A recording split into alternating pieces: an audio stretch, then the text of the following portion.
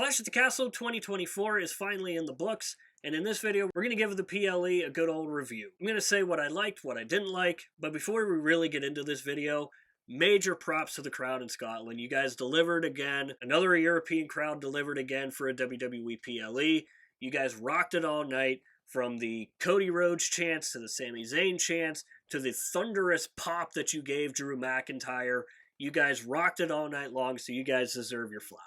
Now, my immediate thoughts of the PLE are pretty good. It was a very solid PLE. I think all the matches really delivered, aside from a couple moments here or there. Again, we'll get into all the matches individually, but I thought the majority of the matches delivered, and I think WWE provided a couple good curveballs that probably not a lot of people were expecting, myself included. So to start this off, we're going to start with the match that started the PLE, and that was the I Quit match between Cody Rhodes and AJ Styles. If you watch the PLE preview that I did on this match, you know that I was not a huge fan of the I Quit stipulation, just because it's always very predictable that no matter what the babyface has to endure, he will always come out on top. He will never say, I quit. That's just part of who they are as that character and as a babyface. With that being said, though, the match was simply fantastic. It had crazy spots. It was non-stop action, and the crowd was obviously incredible for it. I love the fact that we got Cody Rhodes chants as opposed to the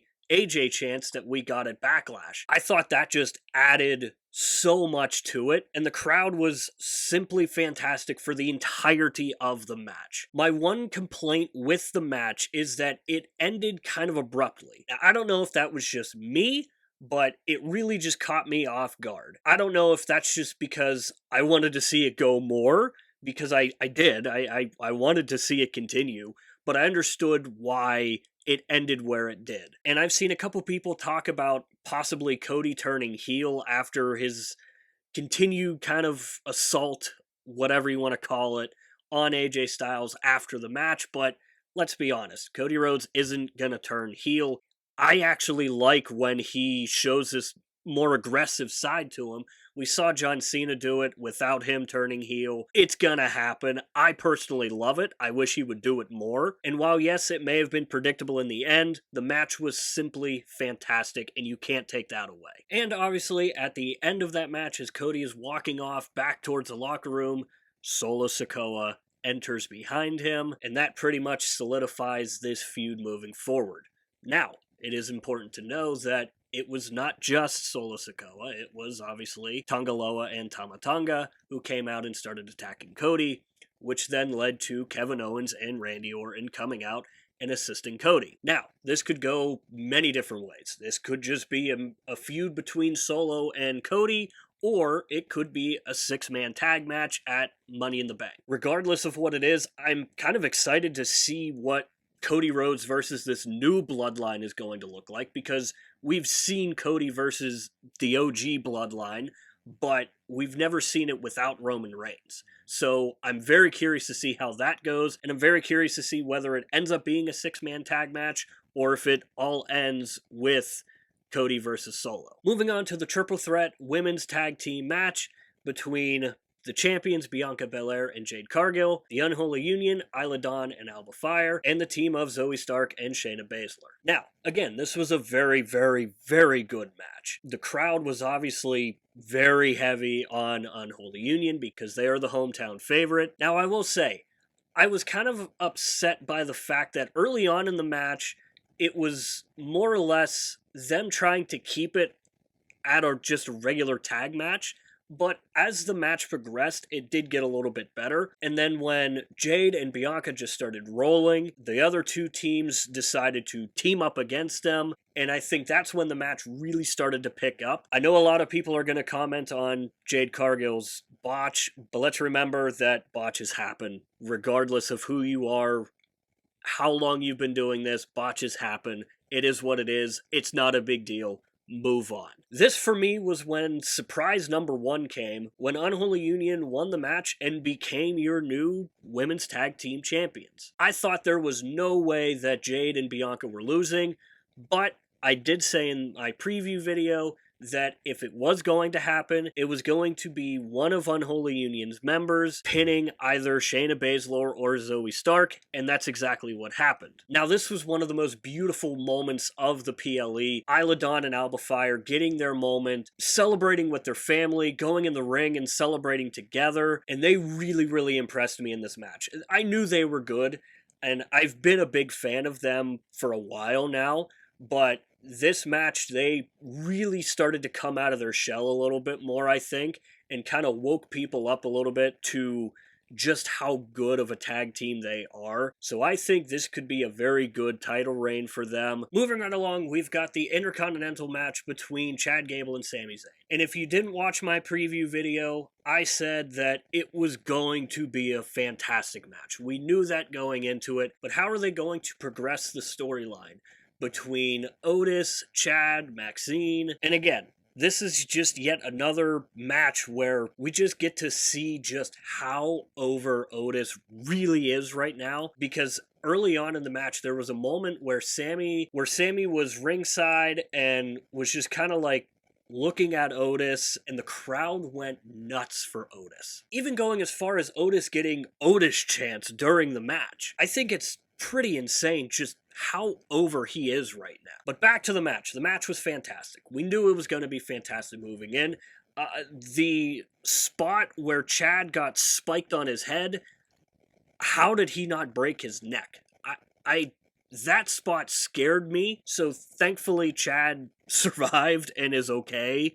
I'm sure his neck's going to be a little stiff after that one, but my God, what a spot. Now, unfortunately for me, this was a moment in the PLE where my internet decided it was going to just not work. So I did miss some of the match. However, I did make it back before the end of the match. So I did get to see Otis kind of walk out with Maxine. I missed what happened to Maxine until I saw it on replay, of course. In my preview video, I said that Otis was going to cost Chad the match. And in a way, he still did. I thought that was a brilliant way to tell it. And I think it really shows Otis as being just this big, lovable teddy bear. And I love the dynamic between him and Maxine. And I just really, really loved the way that they did it. And with all that being said, obviously, Sami Zayn retains. Unfortunately, I think this may be it for Chad for a while going after the IC title. I think, again, we inevitably get Chad versus Otis, and I think that's a match that doesn't need a title taped onto it. Up next was the Women's Championship match between Bayley and Piper Niven, and unfortunately, this is where the PLE kind of sank a little bit. You could just tell the crowd really wasn't feeling it. This was kind of like the dead spot in what we a lot of times see in WWE PLEs, where the first couple matches have been fantastic and fast-paced, and the crowd just kind of needs a little bit of a break. And it usually happens here. It usually happens right before the main event, because the crowd obviously wants to be ready for the main event and excited for the main event. So we typically don't see the crowd very animated, and unfortunately, they just were not very into this match.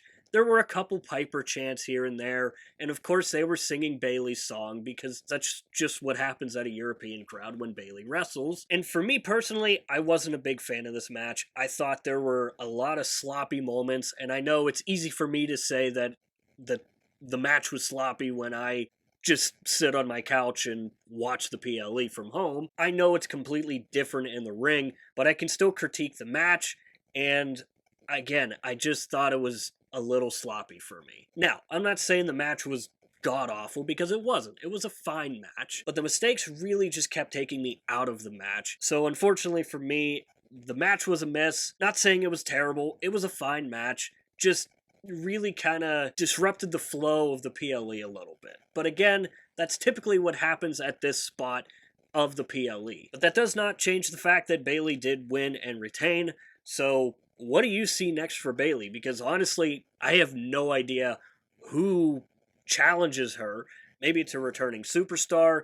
Maybe it's Bianca Belair or Jade Cargill. Maybe they break up earlier than we thought. Maybe it's someone completely out of left field.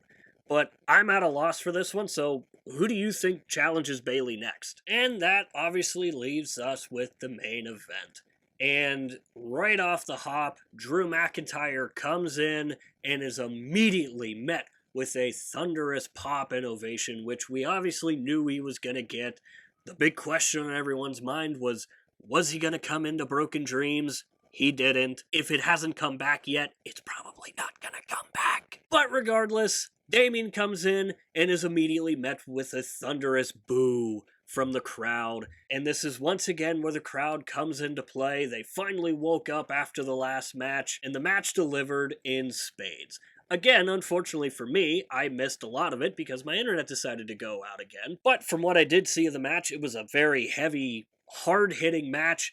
Hopefully Damian Priest is okay. He was really favoring that leg. Hopefully he's not hurt, because if he is, then they might as well just disband Judgment Day, because they will not be able to survive without both him and Rhea Ripley. So hopefully he is okay and it's nothing serious. But towards the end of the match, we see the traditional ref spot, and I knew it was going to happen when I saw him jump over the rope and evade the two superstars, and you could see him kind of limping and holding his leg on the outside of the ring, and I knew that it was going to happen. He comes back into the ring and gets immediately bumped off and is taken out. This is when Drew McIntyre thinks he wins. He pins Damian Priest. 1, 2, 3, 4, 5, but there's not a ref to count. Drew has the match won, but there's not a referee to count. In comes a referee from the back. Turns out it's CM Punk. And WWE played this so perfectly. The way they had the cameraman behind Punk, so you couldn't really see who it was, even though you knew who it was already, but luckily it was.